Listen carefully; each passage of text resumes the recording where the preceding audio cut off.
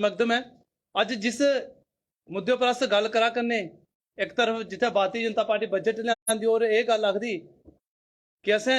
गरीब लेइयै बजट लिया करते हैं, लेकिन अज उंदा जेह्ड़ा कथन है वो जमीन उपर इ'यां लब्भा करदा कि ये बल्कि गरीबी नहीं, ये गरीब गी हटाने का कम्म करा करदे। ओह्दा जेह्ड़ा प्रमाण है जम्मू कश्मीर के अंदर तुस दिक्खा करदे कि अपने लोकें गी बचाने का प्रयास होआ करदा, लेकिन गरीब दा आशियाना जेह्ड़ा उसी हटाने का कम्म भारतीय जनता पार्टी करा करदी। अज इस्सै विशे उपर बड़े विस्तार पूर्वक आम आदमी पार्टी ने पत्रकार वार्ता रखी और एक एक अहम मुद्दों पर और केड़े केड़े नेता गी भारतीय जनता पार्टी सरकार बचाने का प्रयास करा करदी, कि'यां गरीब गी लताड़ा करदी, एह्दे उपर आम आदमी पार्टी दे वरिष्ठ पत्रकार गुस्ताखी माफ सारे प्रवक्ता, क्योंकि पत्रकार रेम और ऐसे पत्रकार रेम मिगी लगा जिंदा तारुफ मैं करवां ते मिगी लगा शायद वो साढ़े उपर भी एक प्रश्न होग। इनदे कम्म कन्नै सारे लोग जानते मैं नहीं। और आम आदमी पार्टी के अंदर जिस वेले कोई विषय पर कोई गहन चर्चा और जिसले उसी पब्लिक डोमेन में लियाना होंदा, पार्टी ने कोई पॉलिसी भी हुआ चाहे अपनी, और चाहे जिन्हें मुद्दों पर सरकारी कटघरे में खड़ा करना हो, जगदीप और हमेशा फ्रंट पर लभदे हैं। अज भी उन्हें विषयों पर पूरे तरीके कन्नै लो पागन और किस तरह कन्नै एक गरीब गी लताड़िया जा करदा। जगदीप जी जेडे को चेयरमैन भी हैं मीडिया कोआर्डिनेशन कमेटी दे आम आदमी पार्टी दे और सीनियर स्पोक्स पर्सन इस तमाम मुद्दों पर अगे विस्तार पूर्वक पत्रकार वार्ता विच पूरी गल साझा करगन। ते मेरा अनुरोध है कि जगदीप जी एक एक पहलू पर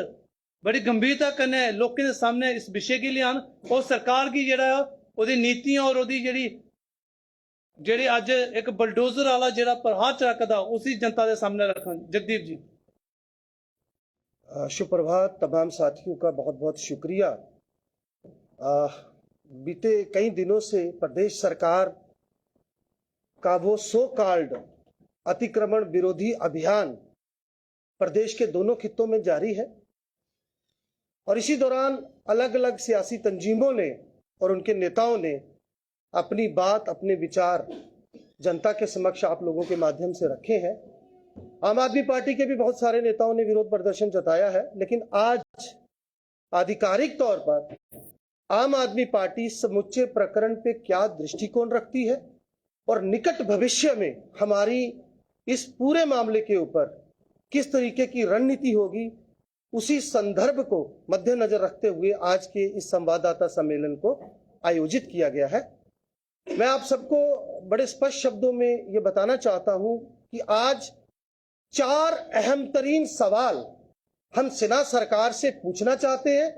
और उन्हीं 4 अहम तरीन पहलुओं को आम आदमी के सामने रखना चाहते हैं। सबसे पहली बात, हम निरंतर कई दिनों से देख रहे हैं जिस तरीके से प्रदेश सरकार ने कई आला नेताओं द्वारा कब्जाई गई अवैध जमीन को छुड़वाया है। आम आदमी पार्टी प्रदेश सरकार के इस प्रयास की तारीफ करती है और उनके इस फैसले में उनके साथ है। लेकिन सवाल यह है कि अली मोहम्मद सागर से लेकर डॉक्टर हसीब द्राबू तक, या हम बात करें जेके बैंक के पूर्व चेयरमैन मिस्टर खान से लेकर उन तमाम बड़े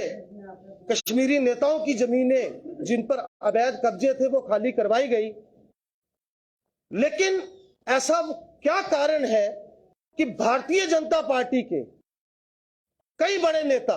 जिन पर सरकारी जमीनें कब्जाने के निरंतर आरोप लगते रहे, वो कटघरे में क्यों नहीं है? कविंदर गुप्ता जो डिप्टी सीएम रहे, उनकी कुछ एक कनाल जमीन की बात सामने आई जिससे उन्होंने ये कहकर पल्ला झाड़ लिया कि उनका उस जमीन से कोई लेना देना नहीं है। तो पहला प्रश्न हम सेना सरकार से ये करना चाहते हैं कि तमाम नेता, चाहे वो किसी भी सियासी तंजीम के क्यों ना हो, जिन्होंने अवैध कब्जे किए हैं, केवल उन जमीनों को छुड़वाकर ये सरकार अपनी पीठ ना थपथपाए, बल्कि उन तमाम नेताओं को सलाखों के पीछे भेजा जाए। ठीक उसी तरीके से जैसे आम आदमी पार्टी ने पिछले सन 1947 से लेकर अब तक के लोकतांत्रिक इतिहास में 3 कबीना मंत्रियों को बड़े घर भेजा है। दूसरी सबसे अहम तरीन बात जो आज हम आपके सामने रखना चाहते हैं, 50 के शुरुआती दशक में शेख अब्दुल्ला साहब ने एक ऐतिहासिक फैसला लिया था, जिस फैसले के अंतर्गत तमाम बड़े जागीरदारों की जमीनें काश्तकारों को सौंप दी गई थी। तदोपरांत कश्मीर के अंदर तो काश्तकारों ने अपनी जमीन को लीगलाइज करवा लिया,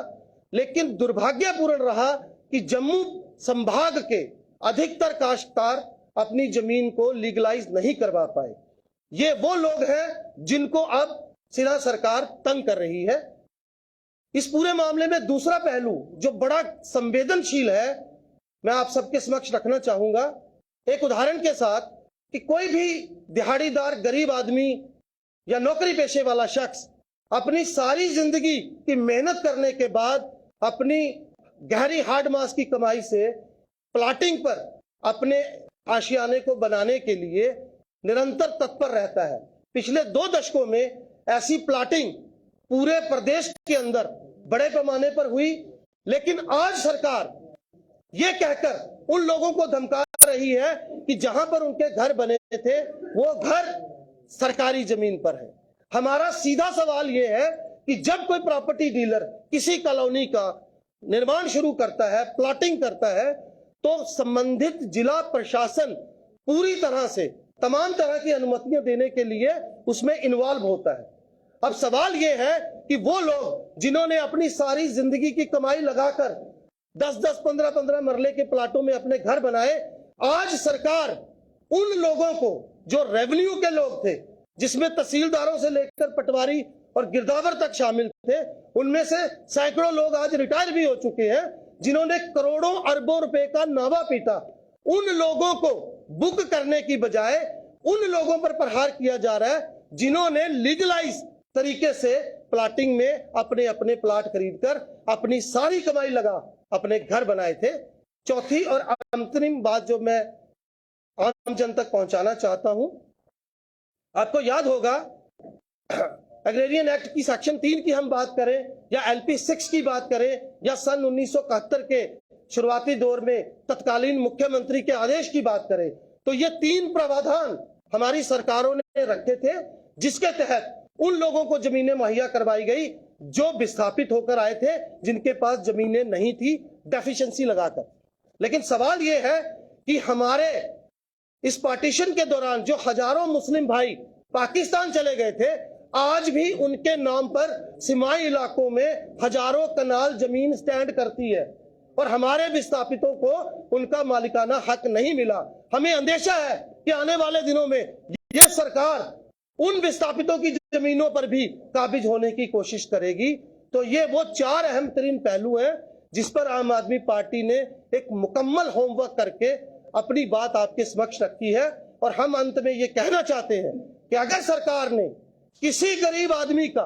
किसी मिडिल क्लास आदमी का घर तोड़ने की कोशिश की, तो आम आदमी पार्टी का हर नेता,